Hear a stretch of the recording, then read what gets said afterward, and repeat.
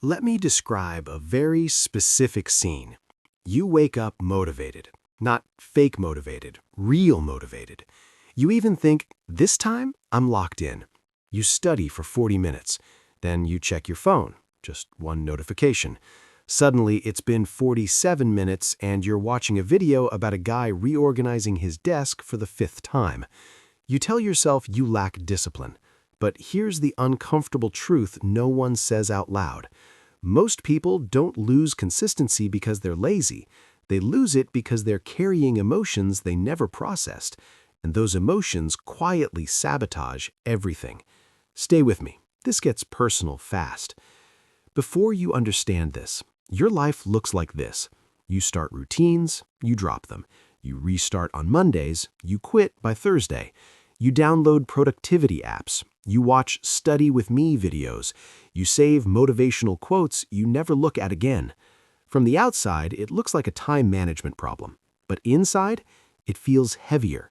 You feel behind, guilty when resting, anxious when starting, numb when quitting. Here's the cliffhanger. The thing stopping you isn't time, discipline, or intelligence.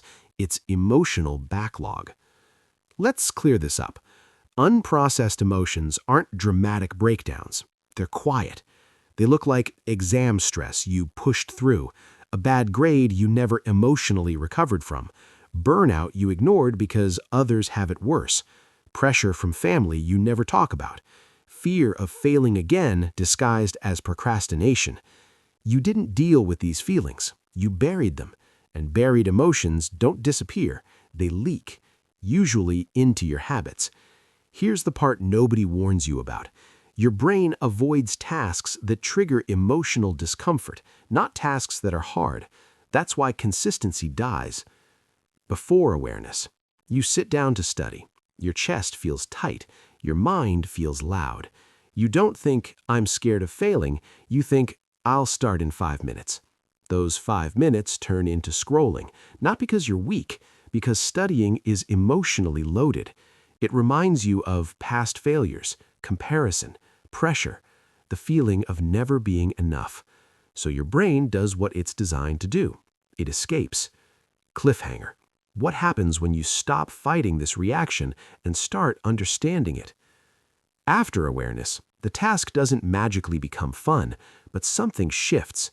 You realize, I'm not avoiding studying, I'm avoiding how studying makes me feel. That realization alone removes half the shame. Instead of forcing productivity, you start regulating emotions, and consistency stops being a willpower battle. It becomes emotional hygiene. Let's get practical. Before starting any habit, pause for 10 seconds. Ask, what do I feel about this task right now? Not what you think, what you feel. Examples: anxious, overwhelmed, pressured, afraid, resentful. Say it quietly or write it down. This sounds small. It's not. Naming emotions reduces their intensity. Your brain stops panicking because it feels seen. Cliffhanger. But naming isn't enough. Here's where most people stop and still fail. People say break tasks into smaller steps. That's fine, but the real move is breaking emotional weight. Instead of, I have to study for 3 hours, say, I'm just opening the book and sitting with the discomfort for 5 minutes. No pressure to perform, no expectation to succeed. Consistency grows when your brain trusts that starting won't hurt. You're not training discipline, you're training safety. And safety creates momentum. Here's a mistake. People try to fix emotions while working. Don't.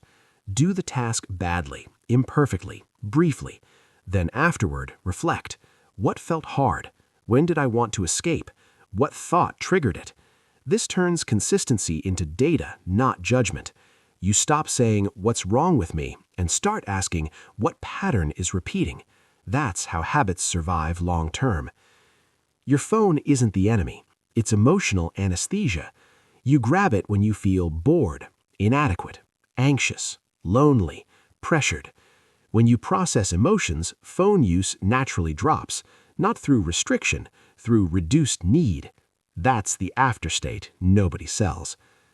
Consistency isn't about becoming harder on yourself. It's about becoming more honest.